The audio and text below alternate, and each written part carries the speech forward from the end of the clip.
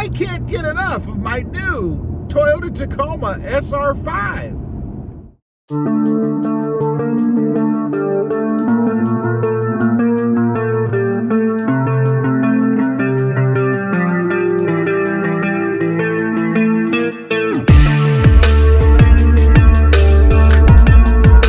Well, good morning, everybody, and welcome back to Robmotive. And that's right, man, I can't get enough of this truck. If you didn't know, I recently bought a new Toyota Tacoma SR5. Pretty basic trim level. You can go lower. There's a tradesman level, I think, that has absolutely nothing. And then there's the SR and the SR5. Of course, you go up from there. Well, I traded in a 2020 TRD Tacoma off-road. It was a manual transmission. It was an awesome truck, but I wanted something a little bit simpler for modding and stuff like that. But this truck, I gotta say, is awesome. It is the automatic trim level, which I do like, by the way.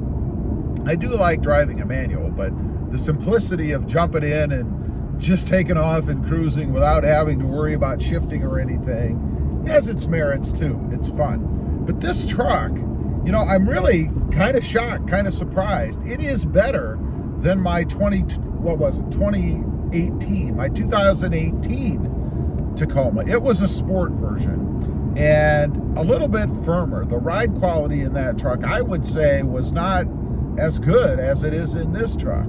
And it's because it was a sport. I mean, it had a firmer ride to it, so you felt more bumps and things. And in the area I live in, it's a pretty bumpy area. The roads aren't, you know, really silky smooth.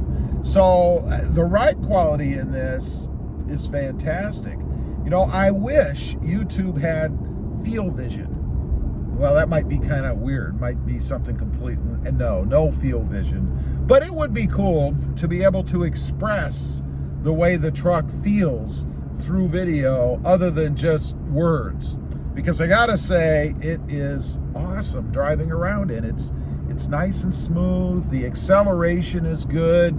Gonna get better once I eliminate the lag that it has. But even so, it's nice and smooth. I don't notice any of this gear problem or gear hunting that people talk about.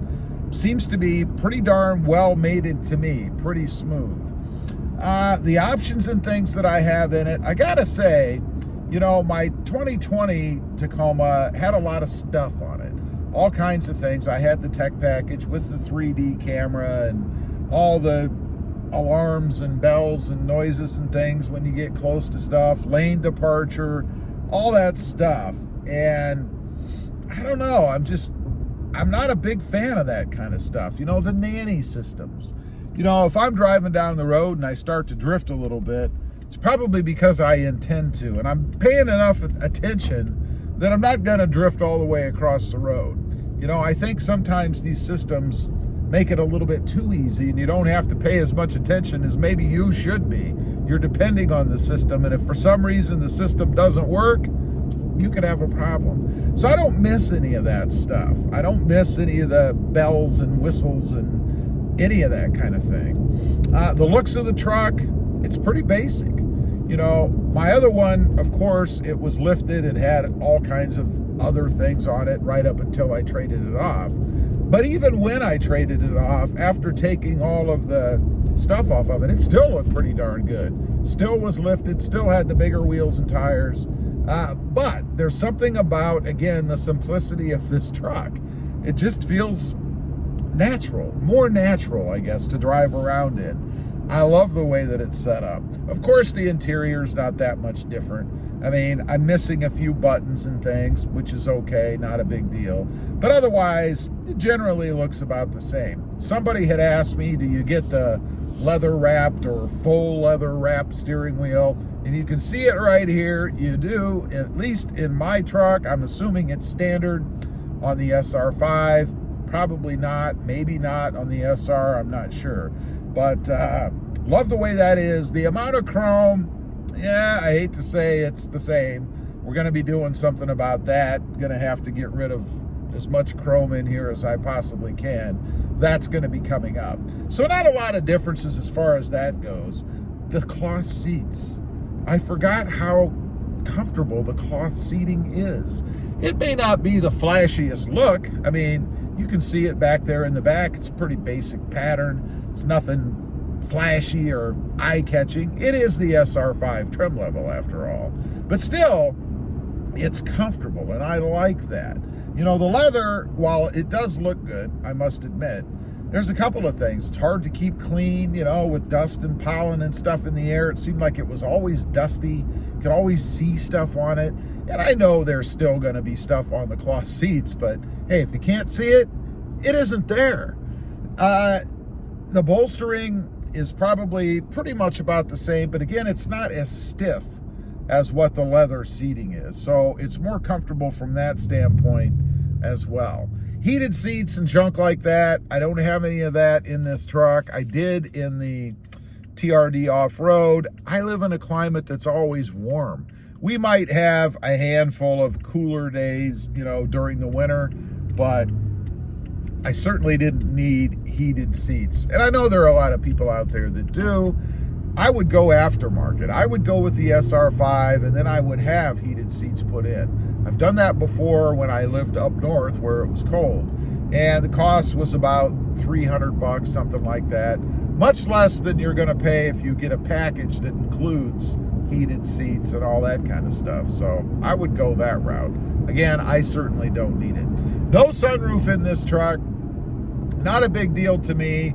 Actually, it's probably a benefit. I never used it. I paid for it, but I never used it. And if I left it open, when I shot video like this driving around, I'd have to close it eventually because there would be a glare from the sun, depending on the time of day, right down into the camera. So not something I miss at all. I would say the only thing I probably miss about that truck is the color. That voodoo blue is a striking color, and it is pretty awesome. But this is magnetic gray, what is it?